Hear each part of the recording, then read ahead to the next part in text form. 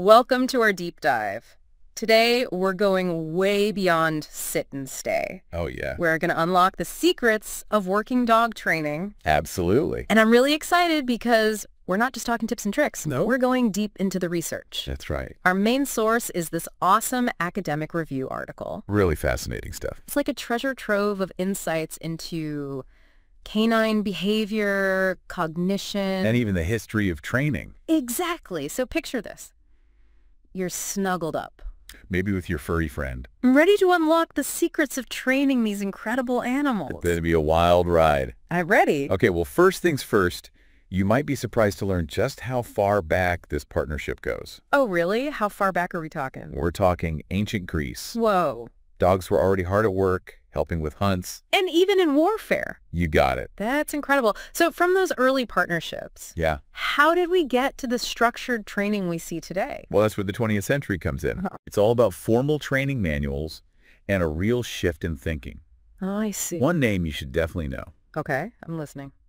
Colonel Conrad Most. Conrad Most. Yeah, his 1910 manual training dogs. A manual Okay. was a total game changer, Really? especially for the military and law enforcement. I can see how that would be influential. Huge influence for generations of trainers. You know, I have a feeling some of those early techniques Oh, yeah. might raise a few eyebrows today. Absolutely. Back then, it was a much more forceful approach. Makes sense. Thankfully, we've moved away from that as we've learned more about canine behavior. That's great. So alongside those more traditional roles, what other types of working dogs were emerging in the 20th century? Well, think about the World Wars. Mm-hmm. The need for detection dogs just exploded. Wow. Suddenly, you've got these canines sniffing out explosives, narcotics, That's incredible. skills honed during the Vietnam War. So instead of just relying on those old school methods, trainers started looking to science. Exactly. I like it. This is when behaviorism really started taking hold. Okay. The positive reinforcement, really focusing on how dogs learn best. So what does that look like in practice? Well, imagine you're training a dog to detect a specific explosive. Okay. Instead of punishment, you'd use rewards, Like treats. treats or toys, to reinforce that behavior of alerting to the scent. Got it. Yeah, So reward the good, ignore or redirect the bad. that's the idea. It seems much more humane and effective. And it's been a game changer, not just for detection dogs. Oh, really? Yeah, for all sorts of working dogs, Like? even assistance dogs. Oh, yeah, assistance dogs. Seeing a huge surge in popularity in the 20th century as well. You know, it's just amazing how these dogs can be trained to help people in so many ways. It really is. You've got guide dogs for the visually impaired, service dogs for people with disabilities. Even therapy dogs providing emotional support. It's truly remarkable, and it makes you wonder about those early guide dog training programs. Oh, yeah, in the early 1900s. What were some of those key elements that stood the test of time? Well, early socialization. Mm-hmm. Still crucial. Yeah, especially for dogs navigating busy spaces. Exactly. You don't want a guide dog freaking out because of a crowd.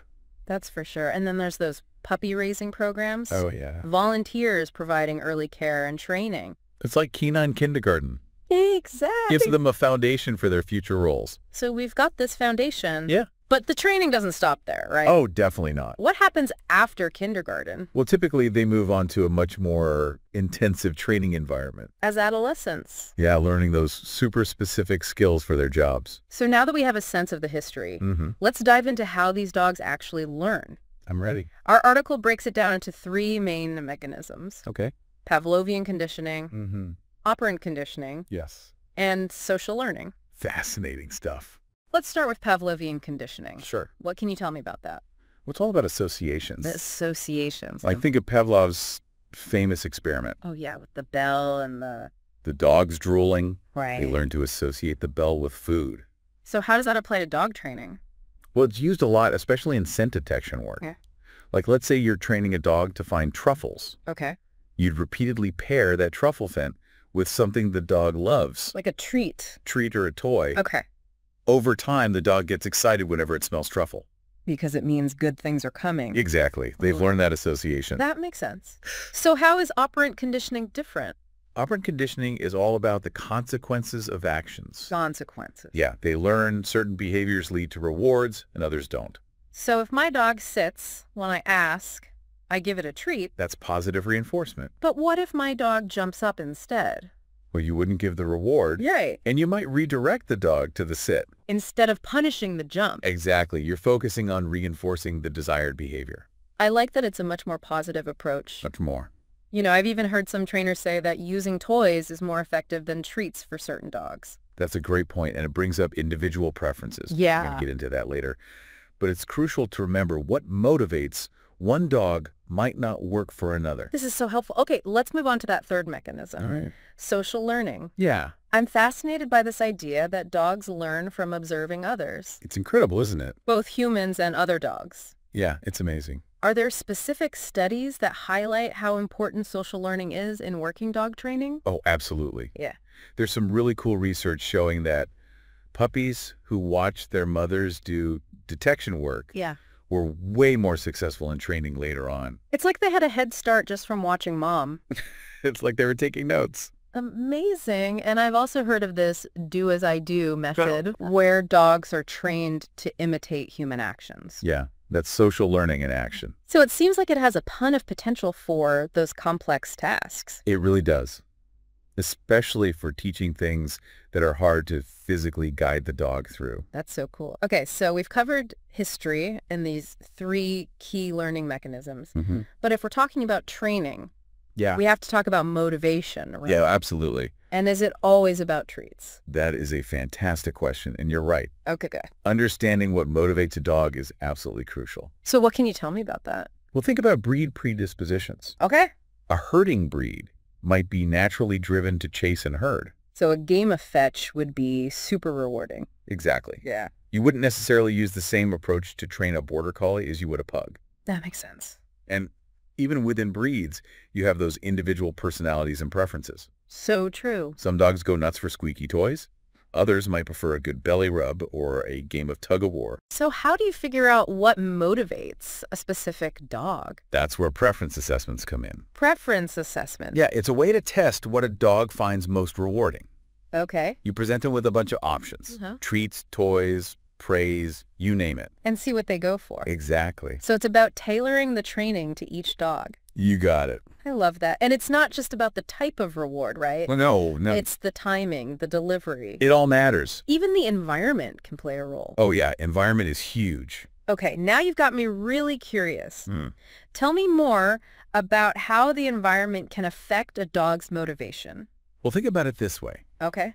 You know how sometimes you're just not in the mood for certain things? Oh, totally. Maybe you're not hungry, so food isn't that appealing? But if I haven't eaten all day, Yeah. that pizza looks amazing. Right. I'm way more likely to devour a bag of chips when I'm hangry. Exactly. And that's what we call an establishing operation in the training world. An establishing operation. Yeah, it's about those environmental factors or even internal states that can really influence a dog's motivation. So it's not just about finding the right treat. It's Okay. about understanding what's going on with the dog in that moment. Exactly. Is the dog tired, stressed, hungry? All these things can affect how motivated they are. Absolutely.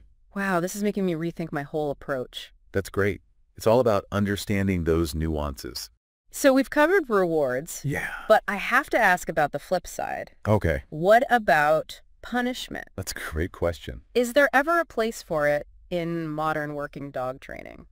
Well, it's a question that sparks a lot of debate. I bet. Our source article points to this growing research Hmm. suggesting that positive reinforcement methods are not only effective, Right. but they also promote better welfare for the dog, So we're moving away from those old school aversives. like shock collars, Yeah. harsh corrections. Amazing.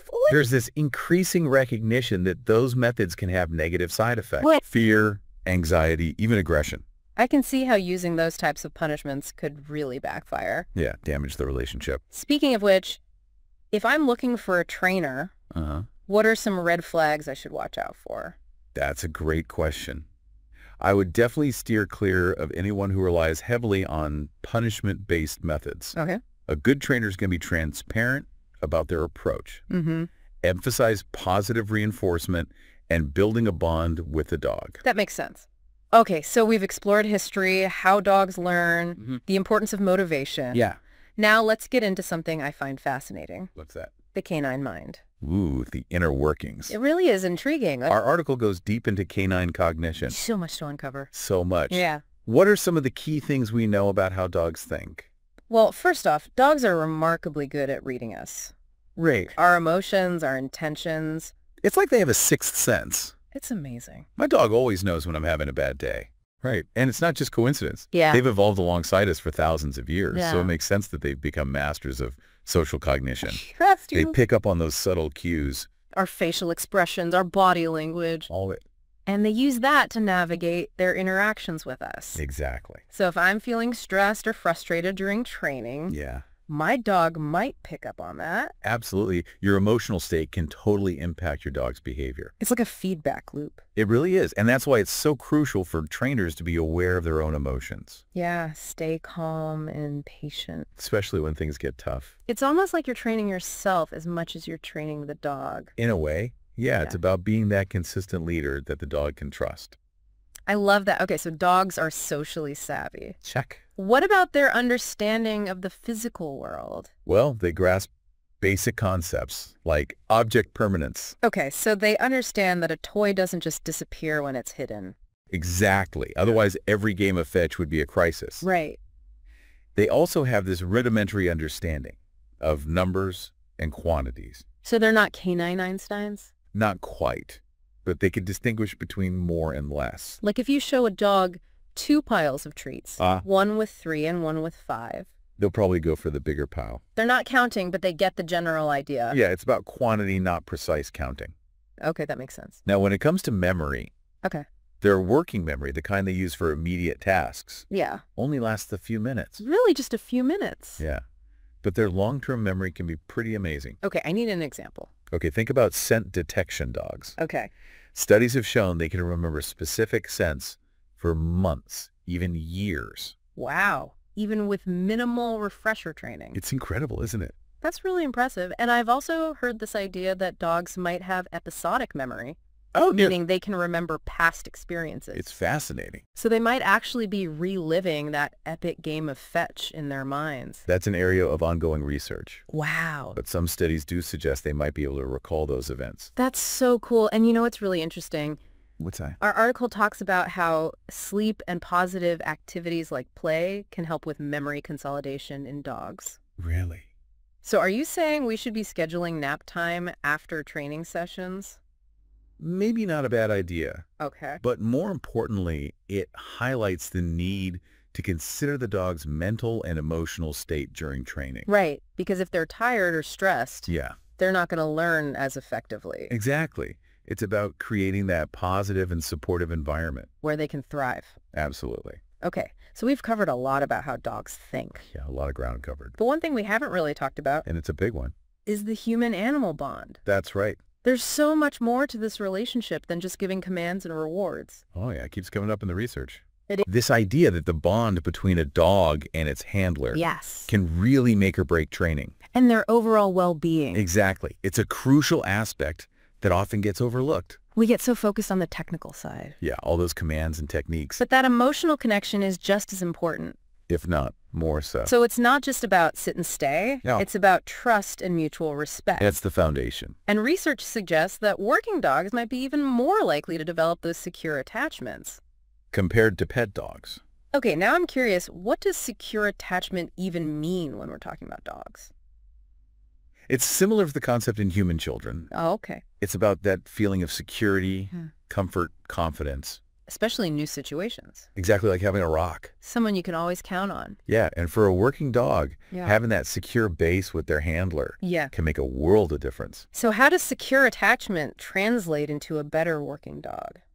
Well, if a dog feels secure and trusts their handler, they're more likely to be brave and persistent. Even in stressful environments. Right. It's like Yeah. having a furry little confidence booster. I love that. And because they feel secure, Yeah. they're less likely to get distracted or overwhelmed by stress. They can just focus on the task. Makes sense. Are there any specific training methods that can help foster that secure attachment? There's no one-size-fits-all approach. Of course. But consistency and positive reinforcement are definitely key. Yeah. It's about creating that predictable and rewarding environment for the dog. Where they feel safe. And valued. Absolutely. And this bond has implications beyond training. It really does. You know, studies have shown that dogs with secure attachments tend to be happier and healthier overall. Yeah, they're more resilient. They can cope with stress better. Exactly. Which brings up an interesting point. What's that? We often hear about working dogs being retired or rehomed. Mm-hmm. Does that affect their attachment? That's a valid concern. Yeah. And it's something that should be handled with a lot of care. But thankfully, research suggests that secure attachments formed early on Yeah. have lasting benefits. Even if they transition to a new handler, Yeah. those early experiences can help them form new bonds. It's like they have a blueprint for healthy relationships. That's a great way to put it. And it highlights the importance of those early socialization and puppy raising programs. Oh, yeah, those are crucial. They're not just about obedience. Yeah. It's about setting these dogs up for success. In all areas of their lives. Okay, we've covered so much ground. We really have. History of working dog training, canine cognition, the human-animal bond. Yeah, we've been on a journey. But before we move on, Yeah.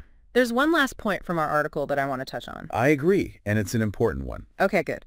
It's about recognizing the expertise of those experienced trainers. Yes. The ones who have dedicated their lives to working with these animals. They have a wealth of knowledge So much knowledge, that often goes undocumented. right? They've spent years observing dogs, experimenting with methods, refining techniques. But a lot of this wisdom is passed down through apprenticeship.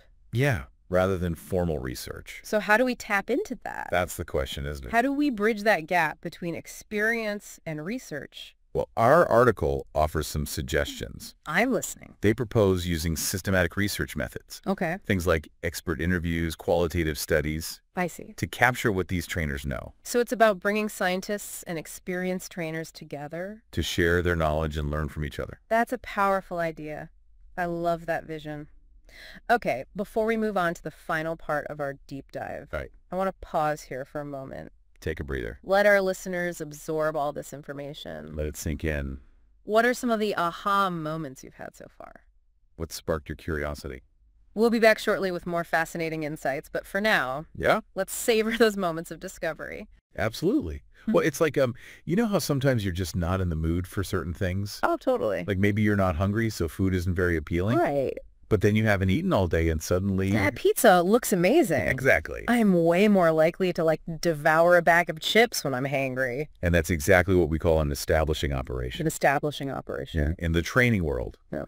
it's all about those factors, Yeah. those environmental factors or even internal states that can really influence a dog's motivation. So it's not just about finding the right treat. Right. It's about understanding the dog in that moment. Yeah, are they tired? Tired. Stressed, hungry. All those things can affect how motivated they are to work and learn. Wow. This is making me rethink my whole approach to training. Good. It's all about understanding those nuances. Okay, so we've covered rewards. Yeah. But I have to ask about the flip side. Okay. What about punishment? Ooh, that's a great question.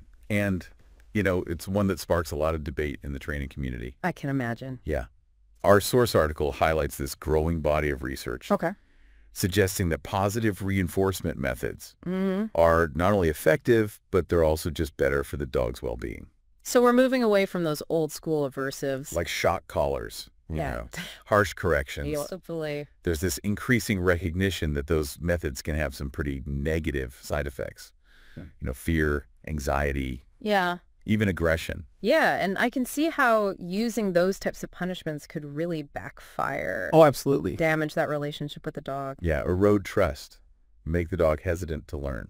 Speaking of which, if I'm looking for a trainer, Mm-hmm. what are some red flags I should watch out for? Ooh, that's a good question. I would definitely steer clear of anyone who relies heavily on punishment-based methods. Okay. A good trainer is going to be upfront about their approach. They'll emphasize positive reinforcement, building that strong bond with the dog. That makes a lot of sense. Okay, so we've explored history, how dogs learn, Mm-hmm. the importance of motivation. Yeah. Now let's get into something I find so fascinating. Or what's that? The canine mind. Oh, yeah, those inner workings. What is going on in those furry little heads? It's really intriguing, right? Our article goes deep into the world of canine cognition. Uncovering all those secrets. So much to learn. So much. What are some of the key things we know about how dogs think? Well, first off, Yeah. dogs are remarkably good at reading us. Really? Our emotions, our intentions. It's like they have a sixth sense. It's amazing, right? My dog always seems to know when I'm having a bad day. It's not just coincidence, though. Oh, okay. They've evolved alongside us for thousands of years. Yeah.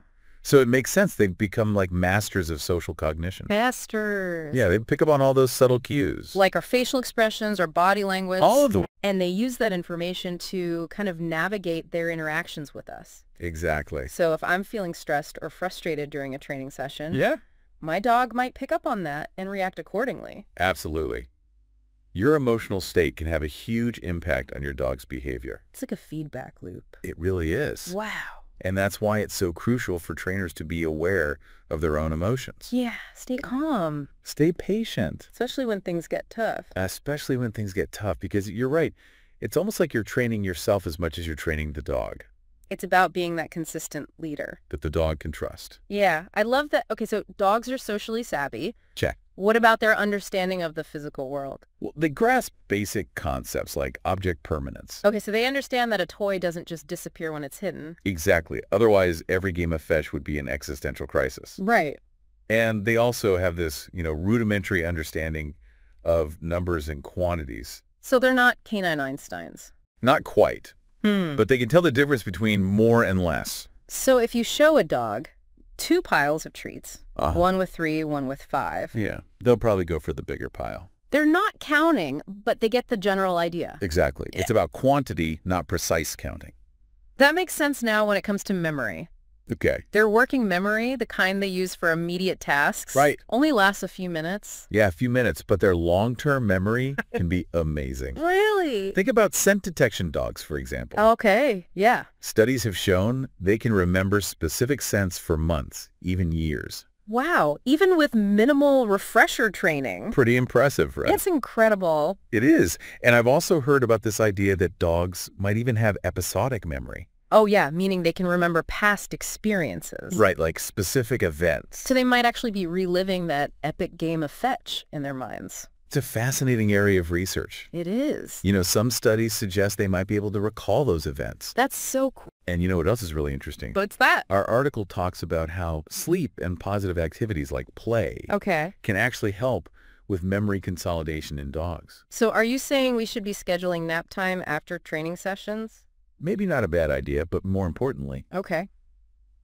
it highlights the need to consider the dog's mental and emotional state during training. Right, because if they're tired or stressed, Yeah. they're not going to learn as well, Exactly. It's all about creating that positive, supportive environment. where they can thrive. Exactly. Okay, so we've covered a lot about how dogs think. Yeah, we have. But one thing we haven't really talked about yet It's a big one, though. is the human-animal bond. That's right. There's so much more to this relationship than just giving commands and rewards. Oh, absolutely. And, this idea keeps coming up in the research. It does. This idea that the bond between a dog and its handler Yeah. can really influence training success and overall well-being. It's a crucial aspect that I think often gets overlooked. Yeah, we tend to focus so much on the technical side, Yeah, all the commands and the techniques. but that emotional connection, It's just as important. if not more so. So it's not just about teaching them to sit and stay. Right. It's about building a relationship. Yeah, one built on trust and mutual respect. And the research suggests that working dogs, they might be even more likely to develop those secure attachments. Compared to pet dogs. Okay, now I'm curious, what does secure attachment even mean when we're talking about dogs? Well, it's similar to the concept of secure attachment in human children. Okay. It's about having that relationship that provides a sense of security, comfort, confidence. Especially in those newer, challenging situations. Exactly. It's like having a rock, Someone you can always count on. Yeah. And for a working dog, having that secure base with their handler Yeah. can make a huge difference in their performance and their resilience. So how does a secure attachment actually translate into a better working dog? Well, think about it. If a dog feels secure, and trust their handler, Yeah. they're more likely to be brave and persistent in new environments, even stressful ones. Even in those high-pressure situations. Exactly. It's like having, a furry little confidence booster by their side. I love that. And because they feel secure, they're less likely to get distracted or overwhelmed by stress. So they can just focus on the task at hand. Exactly. This makes so much sense. Are there any specific training methods that can help foster that secure attachment? Well, there's no one-size-fits-all approach, Right. but consistency and positive reinforcement are definitely key. Okay. It's about creating that predictable and rewarding environment for the dog. Where they feel safe and valued. Exactly. And, this bond, it actually has implications beyond training, too. Really? Yeah, studies have shown that dogs with secure attachments tend to be happier and healthier overall. That makes sense. Yeah, they're more resilient. They're better able to cope with stress. Which brings up an interesting point. We often hear about working dogs being retired or rehomed. Does that kind of disruption affect their attachment? That's a valid concern, and it's definitely something that should be handled with a lot of care. For sure. But thankfully, research suggests that those secure attachments formed early in life Yeah. can have lasting benefits. Even if a dog transitions to a new handler, Yeah, even then. those early experiences of security can help them form new bonds. It's like they've developed this blueprint for healthy relationships. That's a great way to put it, and it really highlights the importance of those early socialization and puppy raising programs we talked about. Oh, absolutely. Those are crucial. They're not just about obedience. No, they're about setting these dogs up for success. In all aspects of their lives. Exactly. Okay, we've covered so much ground here. We have from the history of working dog training Yeah. to the intricacies of the canine mind. To the power of that human-animal bond. It's been quite a journey. But before we move on to the final part of our deep dive, Okay. there's one last point from our source article that I want to touch on. I agree. It's an important one. Okay, good. It's about recognizing and formalizing the expertise of all those experienced trainers out there. Yes, the ones who have dedicated their lives to working with these incredible animals. They have a wealth of knowledge So much knowledge. that often goes undocumented. It does. They've spent years observing dogs, experimenting with different methods, refining their techniques. Yeah, but a lot of this wisdom is passed down through apprenticeship rather than, formal research. Yeah, exactly. So how do we tap into that treasure trove of knowledge? That's the million-dollar question, isn't it? It is. How do we bridge that gap between experience and research? Well, our article offers a few suggestions. Okay, I'm listening. They propose using, systematic research methods, Okay. things like expert interviews, qualitative studies, Okay. to really capture the nuances of what these trainers know. So it's about bringing scientists and experienced trainers together. Yeah, having them share their knowledge, learn from each other. I love that vision. It's a win-win. Absolutely. Okay, before we move on to the final part of our deep dive, I want to pause here for a moment. Take a breather, everyone. Let our listeners really absorb all this information. Let it sink in. Think about what resonates most with you. What were your aha moments? What sparks your curiosity? We'll be back shortly with even more fascinating insights, but for now, Yeah. let's just savor these moments of discovery. Welcome back to our deep dive into working dog training. It's amazing, isn't it? It is. How much we've learned about these dogs So much. and how they learn. Yeah. It really strikes me that training a working dog, it's not just about teaching commands. It's so much more than that. It's about understanding their motivations, Yeah. their strengths. Their emotional needs. Absolutely. And that bond between the dog and the handler. So important. It's crucial, especially in those high-pressure situations. Oh, yeah. Think about a search and rescue dog navigating a disaster zone. Exactly. That connection with their handler could make all the difference. It's like a lifeline. It really is. So, as we wrap up here, Yeah. what are some of the key takeaways? Well, I hope our listeners have gained a deeper appreciation for these amazing dogs. Yeah. They're incredible. They're not just tools. Yeah. They're intelligent beings, Capable of amazing things. capable of so much. Yeah. And to really tap into that potential, Yeah. we need to move beyond those outdated, forceful methods. Embrace those more humane approaches. Exactly. Positive reinforcement, clear communication.